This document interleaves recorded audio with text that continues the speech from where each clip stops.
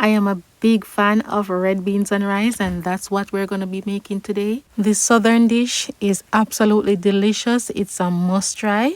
So thank you for stopping by. How are you all doing? Welcome back to How We Roast Cook. All right, starting off with my beans. You can soak it overnight, and I have here my holy trinity. I have a red and green bell pepper, my white onion, and celery. So I'm basically slicing up my peppers, and then we're gonna go ahead and cut them up in small pieces.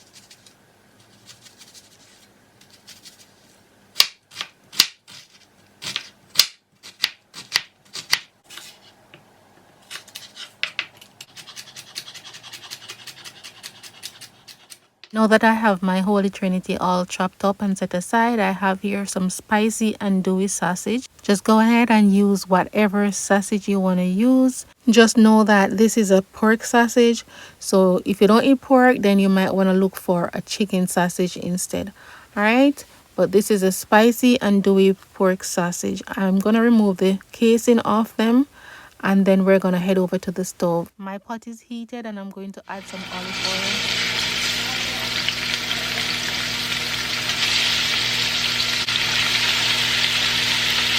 So I'm just going to give them like a minute on each side.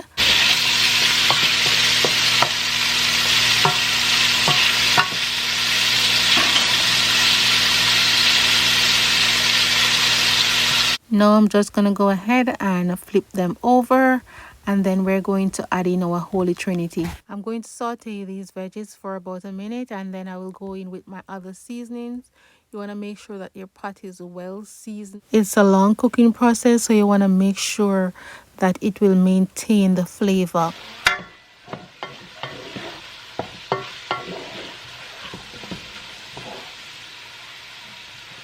Now I'm going to go in with some fresh thyme.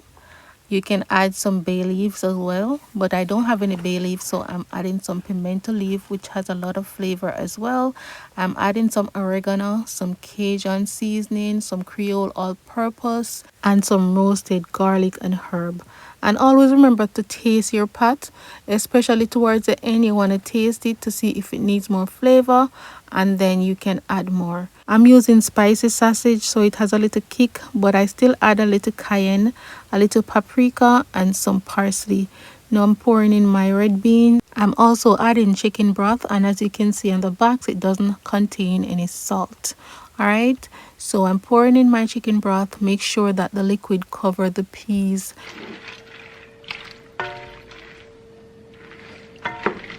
You can use smoked ham hock or neck bone. I'm using smoked turkey neck because if I use the turkey neck, everyone in the house will eat it. Alright, but not everyone will eat the ham hock. So go ahead and use whatever pleases you. I'm adding some garlic paste now for added garlic flavor. And then I'm going to cover this down to cook for 10 minutes. I just want to get it boiling for 10 minutes, and then I add it to my instant pot. You don't have to add it to the instant pot, but for me, I wasn't soaking the peas for that long, so it's going to take a while to cook. And for a faster cook, I just add it to the instant pot. So while that is cooking, we're going to go ahead and make our cornbread. I have my stove preheated at 350 degrees. I add some butter to my cast iron, and I'm going to get that heated. Alright, while that is heating, we're going to combine our dry ingredients. I have 1.5 cup of cornmeal. I'm adding 1 cup of flour. To that, I'm going to add 1 teaspoon of baking powder and ½ teaspoon of baking soda and a teaspoon of salt. Alright, if you're using salted butter, you don't necessarily have to add any salt in your cornbread. Alright, but I'm using unsalted butter. So after adding the dry ingredients, we're just going to stir to combine, set it aside, and then we're going to start with our liquid ingredients. So to start off with the liquid ingredients, I have 1/4 cup of melted butter. To that, I'm going to add 2 tablespoons of vegetable oil And I like a little sweetness to my cornbread, so I'm adding 1/4 cup of sugar and 1 egg. Stir that together, then I add 1.5 cup of milk. You can use buttermilk if you have that. Then we're going to combine our dry ingredients, and that's basically it. Now I'm going to remove my cast iron from the oven. I'm going to pour the batter in. This will take 40 minutes to 45 minutes depending on how brown you want the edges, but just after 30 minutes just make sure you check it to see if the middle run dry, and you know that your cornbread is ready. So I just removed this from the instant pot, and as you can see, the meat is falling apart. So now we're just going to remove the meat from the bone and add it back to the pot.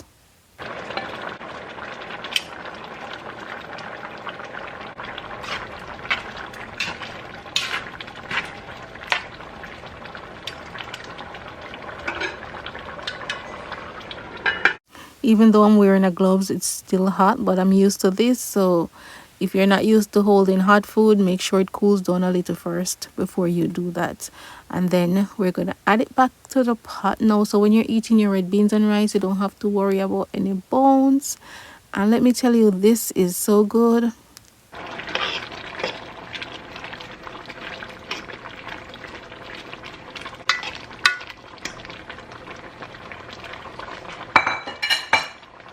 The peas is also tender, so we're going to remove some of the peas, maybe about a 1/2 cup of peas, and we're going to mash them out smooth and add it back to the pot just to add some thickness. So the cornbread is out, and I have here some melted butter and a tablespoon of honey, and we're just going to go ahead and just glaze the top of the cornbread. I pop it back in for an extra 5 minutes just to get some more color on the top, and then that's basically it.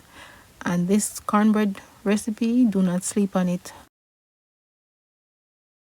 So now dinner is ready. The pot is bubbling. The liquid has been reduced to my preferred consistency, and I am gonna share a bowl for you. All right, so stay tuned, keep on watching, and if you haven't liked the video as yet, please go ahead and give it a thumbs up.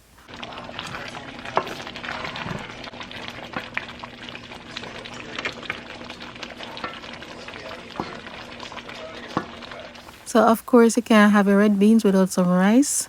So I add my rice. Now we're gonna go ahead, pour in our red beans and put a slice of cornbread. And if you are a red beans and rice lover, just imagine that this plate is for you. And if you're watching and you have not yet become a part of the Rowe family, go ahead and click that subscribe button and share the video with a friend or family. And also, if you can, go ahead and leave a comment in the comment section. We also need to talk about that cornbread because it's absolutely delicious. If you have never tried making cornbread from scratch, this is your video, okay? This is your sign to go ahead and make your own cornbread from scratch.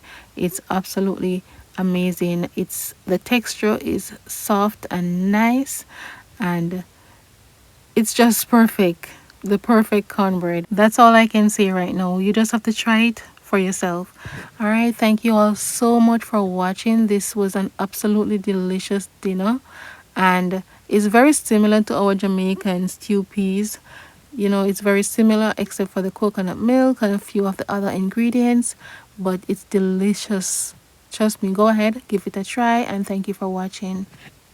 And I would really love if you could show your support by liking this video and by leaving a comment in the comment section. Thank you all so much. All the ingredients will be listed in the description box on my YouTube and in my comment section on Facebook. Have yourself a wonderful weekend. Bye.